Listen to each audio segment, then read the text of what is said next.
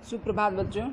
कक्षा 12 में अब आपका नागरिक शास्त्र का दूसरा अध्याय शुरू होने जा रहा है। दूसरे अध्याय का नाम है सोवियत गुट का विघटन तथा द्विध्रुवीयता की समाप्ति। पहले अध्याय में आप लोग पढ़ चुके हैं कि किस तरीके से विश्व में शीत युद्ध का माहौल रहा और किस तरीके से द्विध्रुवीयता की स्थिति पूरे विश्व में बनी। अब इस अध्याय में आप पढ़ेंगे कि सोवियत संघ का कैसे तो बच्चों देखिए कि द्वितीय विश्व युद्ध जो था वो यूरोप में लड़ा गया था।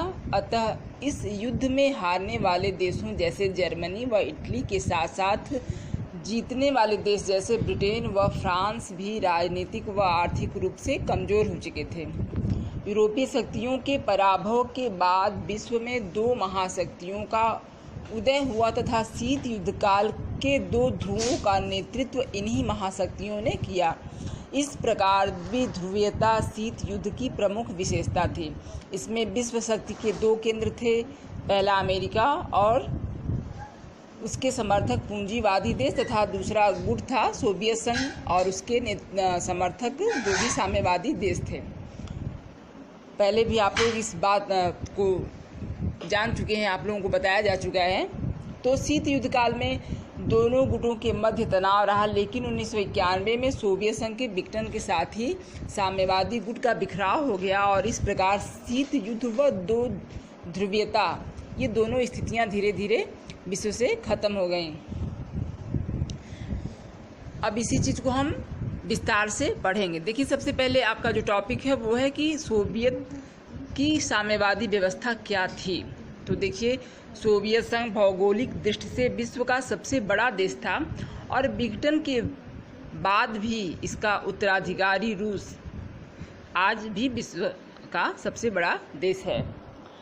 द्वितीय विश्व युद्ध के बाद सोवियत संघ ने महाशक्ति का दर्जा प्राप्त किया था। शीत युद्ध के समय विश्व के 14 देशों में साम्यवादी व्यवस्था लागू थी। इनमें से 8 देश पूर्वी यूरोप के थे।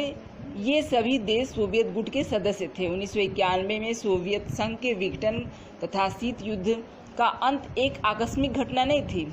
सोवियत संघ के साम्यवादी गुट अथवा द्वितीय विश्व के विघटन की प्रक्रिया को समझने के लिए सबसे पहले हम देखेंगे कि सोवियत संघ की पूर्व व्यवस्था क्या थी। तो आप देखिए, सोवियत संघ की साम्यवादी व्यवस्था का सूत्रपात लेनिन द्वारा आयोजित 1917 की साम्यवादी क्रांति से हुआ था। देखिए, ध्यान देने वाली बात है, ये महत्वपूर्ण पॉइंट है कि सोवियत संघ की साम्यवादी व्यवस्था का सूत्रपात लेनिन द्वारा आयोजित 1917 की साम्यवादी क्रांति से हुआ था। यह क्रांति कार्ल मार्क्स की समाजवादी विचारधारा से प्रभावित थी, जो पश्चिम की पूंजीवादी विचारधारा की विरोधी थी। राजनीतिक व्यवस्था का गठन साम्यवादी दल के एकाधिकारवाद के सिद्धांत के आधार पर किया गया था। किसी अन्य दल को गठित करने व कार्य करने की अनुमति नहीं थी। राजनीतिक व नागरिक स्वतंत्रताएं साम्यवादी दल की कार्य प्रणाली से सीमित थीं। आर्थिक दृष्टि समानता के सिद्धांत को सभी संपत्ति पर राज्य के नियंत्रण द्वारा लागू किया गया था। यानी साम्यवादी व्यवस्था क्या थी? जितने भी राज्य की संपत्ति थी वो सभी राज्य के अधीन होती थी। तो सोवियत संघ की अर्थव्यवस्था राज्य के नियंत्रण में संचालित एक नियोजित अर्थव्यवस्था थी। इसमें निजी लाभ की प्रेरणा से काम करने की कोई गुंजाइश नहीं थी। इसी व्यवस्था के अंतर्गत ही सोवियत संघ ने आर्थिक व वैज्ञानिक प्रगति अर्जित की। द्वितीय विश्व युद्ध में जहां परंपरागत यूरोपीय शक्तियों का पतन हो गया था, वहीं सोवियत संघ ने अपने अच्छे प्राकृतिक संसाधनों व नियोजित विकास की रणनीति के कारण तेजी से विकास प्रारंभ किया। जहां द्वितीय विश्व युद्ध के समय यूरोपीय देशों के उद्योग धंधे व आर्थिक ढांचा तबाह हो रहा था, वहीं सोवियत संघ इस तबाही से बच रहा था। इसके साथ ही सोवियत संघ के पास ऊर्जा संसाधनों विशेषकर तेल व गैस तथा खनिज पदार्थों का विपुल भंडार है। सोवियत संघ में विस्तृत संचार प्रणाली का विकास किया गया था। उसने यातायात साधनों, मशीनरी उद्योग तथा उपभोक्ता उद्योगों का तेजी से विकास किया। वहाँ छोटी वस्तु से लेकर बड़ी मशीनरी के उत्पादन की क्षमता थी। भले ही उसकी गुणवत्ता पश्चिमी देशों की तुलना में कम रही हो, लेकिन ये सारी सुविधाएं उसके पास थी, ये सारे संसाधन उसके पास मौजूद थे। सोवियत व्यवस्था में सभी नागरिकों के लिए जीवन के न्यूनतम साधन सुनिश्चित किए गए थे।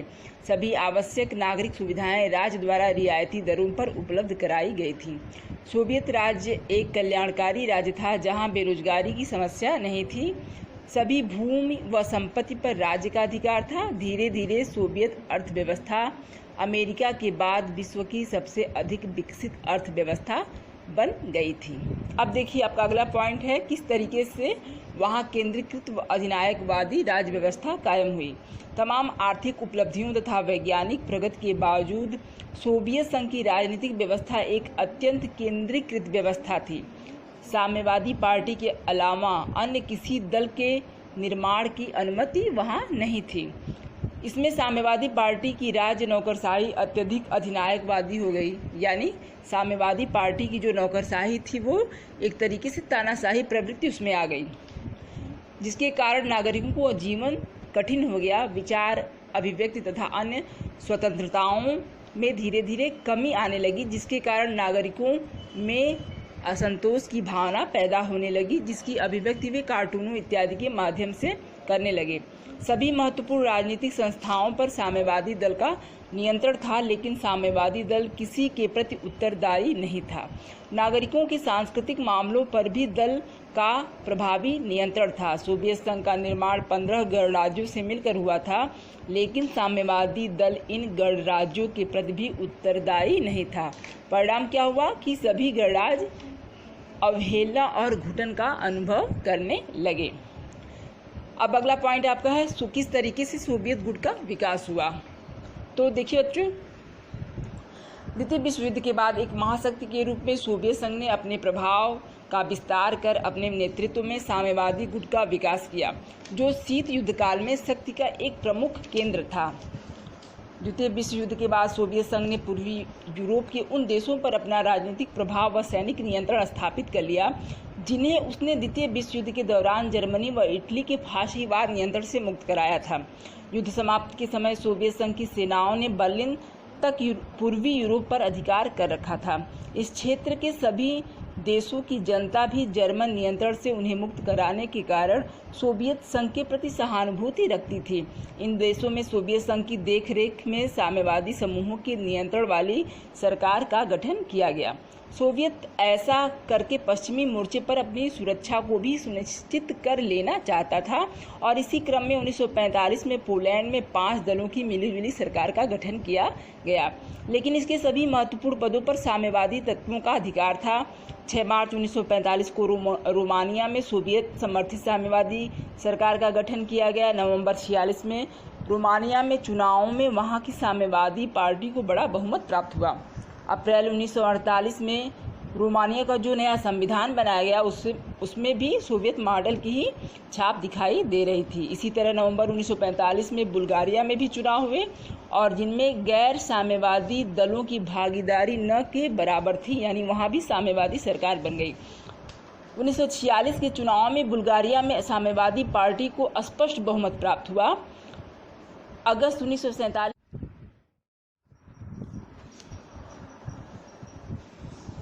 बच्चों, तो 1946 के चुनाव में बुल्गारिया में साम्यवादी पार्टी को स्पष्ट बहुमत प्राप्त हुआ और बुल्गारिया में भी साम्यवादी शासन की स्थापना हो गई। इसी दौरान 1 फरवरी 1946 को हंगरी में राजतंत्र को समाप्त कर गणतंत्रात्मक शासन की स्थापना की गई। अगस्त 1947 के चुनाव में साम्यवादी दल सबसे बड़ी पार्टी के रूप में उभरा तथा धीरे धीरे हंगरी में भी साम्यवादी शासन की स्थापना हो गई। यद्यपि यूगोस्लाविया को मुक्त कराने में सोवियत की सेना की कोई भूमिका नहीं थी, लेकिन वहां भी पूर्वी यूरोप के अन्य देशों की भांति मार्शल टीटो के नेतृत्व में साम्यवादी शासन की स्थापना की गई। बाद में यूगोस्लाविया गुटनिरपेक्ष आंदोलन में शामिल हो गया। मई 1946 में चेकोस्लोवाकिया में निर्वाचन हुए, जिसमें साम्यवादियों को बहुमत प्राप्त नहीं हुआ तथा मिली जुली सरकार बनी। लेकिन 1947 में जब अमेरिका ने मार्शल योजना के अंतर्गत चेकोस्लोवाकिया को आर्थिक सहायता की पेशकश की तो उसने मना कर दिया तथा स्पष्ट रूप से सोवियत गुट में शामिल होने के संकेत दे दिए। सितंबर 1947 में प्रमुख उद्योगों का राष्ट्रीयकरण कर सोवियत साम्यवाद अर्थव्यवस्था को अपनाया। इसी क्रम में जनवरी 1947 में अल्बानिया में चुनाव हुए और अल्बानिया लोकतांत्रिक मोर्चा नामक साम्यवादी गठबंधन की विजय हुई। इसी तरह अल्बानिया भी एक साम्यवादी देश बन गया। द्वितीय विश्व युद्ध में जर्मनी की पराजय के बाद उसके पूर्वी क्षेत्रों पर सोवियत संघ का अधिकार था तथा पश्चिमी क्षेत्रों पर अमेरिका तथा पश्चिमी देशों का अधिकार था। 7 अक्टूबर 1949 को पूर्वी जर्मनी में सोवियत मॉडल पर संविधान लागू किया गया और पूर्वी जर्मनी भी एक साम्यवादी देश बन गया। सोवियत संघ सहित पूर्वी यूरोप के ये सारे साम्यवादी देश को ही द्वितीय विश्व के नाम से जाना जाता है। तो बच्चों, आप लोगों ने देखा कि किस तरीके से ये छोटे छोटे देश साम्यवादी विचारधारा को अपनाने लगे और वहाँ साम्यवादी सरकार बन गई। अगला पॉइंट है सोवियत संघ का विघटन, जिसे हम लोग कल पढ़ेंगे।